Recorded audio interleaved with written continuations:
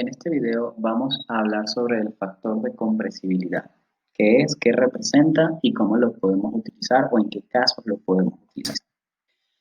El factor de compresibilidad es una relación de propiedades termodinámicas. Muy bien, este volumen que tenemos aquí es volumen molar. Si nosotros hacemos el análisis dimensional de esta relación, nos vamos a dar cuenta que Z tiene un valor de unas dimensiones nulas, es decir, es adimensional. El factor de compresibilidad se representa por la letra Z.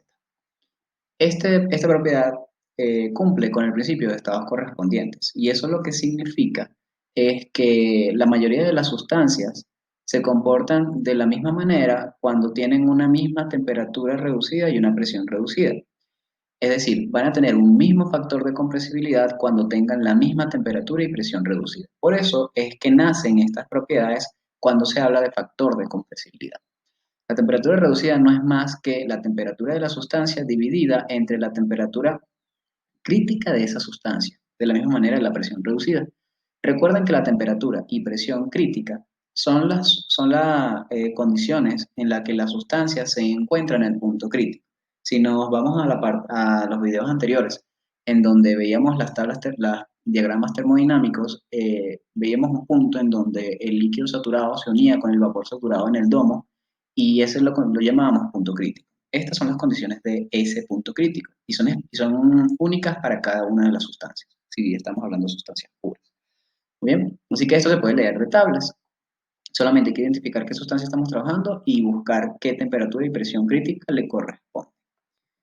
Entonces, si eso es verdad, todas van a tener una misma factor de compresibilidad a una presión determinada y a una temperatura determinada.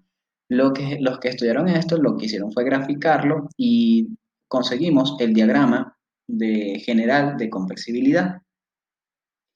Entonces, aquí lo que tenemos que hacer simplemente es relacionar la presión reducida con la temperatura reducida y leer cuál Z corresponde a esas condiciones.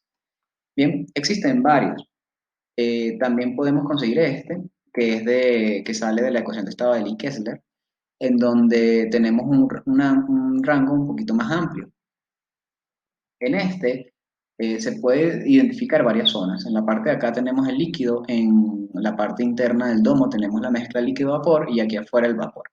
Nosotros cuando estemos trabajando con factor de compresibilidad, por lo general vamos a estar trabajando es en esta zona, porque esto está relacionado es con sustancias gaseosas. De hecho, es una corrección a la ecuación de gas ideal. Bien, entonces lo que genera es que tengamos unos datos más parecidos a gases reales y no tanto a gases ideales. Si nosotros decimos que todas las sustancias se comportan de una manera parecida cuando estamos hablando de presiones y temperaturas reducidas, por tanto, deberían tener un factor de compresibilidad crítico similar. Para la mayoría de las sustancias básicas existe, ese Z crítico se encuentra entre 0,25 y 0,3. Entonces, algunas tablas indican que para cuál Z crítico fue utilizado. Aunque no varía mucho, se considera uno y con ese se grafica. Bien, entonces el Z crítico con que se graficó esta tabla es de 0,29, que es más o menos por acá. Entonces, lo que tenemos que hacer es identificar qué presión tenemos, cuál de todas estas corresponde y leer el factor de compresibilidad. Ese, en principio, es el procedimiento. ¿Qué tenemos que dar como variable inicial? La presión y la temperatura a la cual se encuentra la sustancia. Y calculamos la presión y temperatura reducida. Una vez que tenemos estas dos, nos vamos al diagrama y vemos cuál es el valor del factor de compresibilidad asociado. Y ya con el factor se calcula la propiedad que se desee, por ejemplo, el volumen específico, bajo la ecuación que ya habíamos visto al inicio.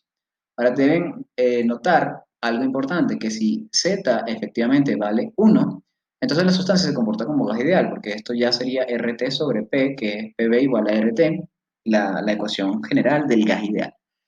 Entonces, si está cercano, prácticamente estamos trabajando con una sustancia que se comporta de una manera ideal. Vamos a ver un ejemplo. Tenemos nitrógeno gaseoso que se encuentra a 2 megapascales y 150 kelvin.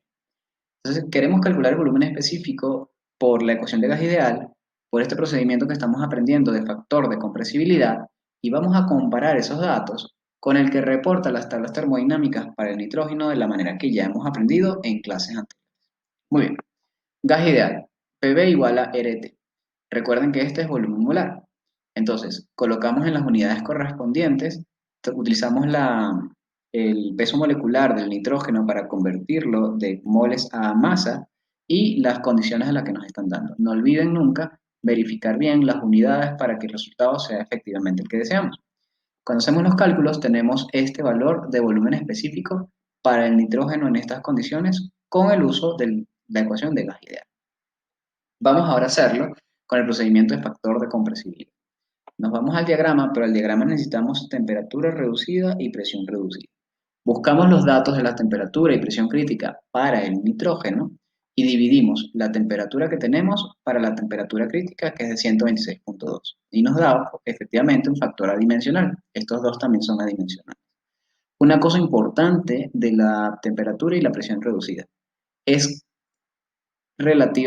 es necesario que las unidades estén en unidades absolutas, sean Kelvin o sean Rankine. Si vamos a calcular la temperatura y la presión reducida, deben estar en unidades absolutas. Hay que tener mucho cuidado cuando nosotros estemos trabajando esto. La presión es de 2 megapascales, la presión crítica del nitrógeno es de 3.39 y nos da estos dos valores. 1.2 para la temperatura reducida y 0.59 para la presión reducida. Ya tenemos estas, nos vamos al diagrama. Muy bien. Los diagramas generalmente están distribuidos para presión reducida y las líneas son de temperatura. Entonces tenemos que ubicar cuál es la presión que tenemos, cuál es la temperatura y leer el Z. La presión reducida nos había dado de 0.59. Aquí tenemos 0.1, 0.2, 0.3, 0.4, 0.5, 0.6. Entonces prácticamente 0.59 está por acá.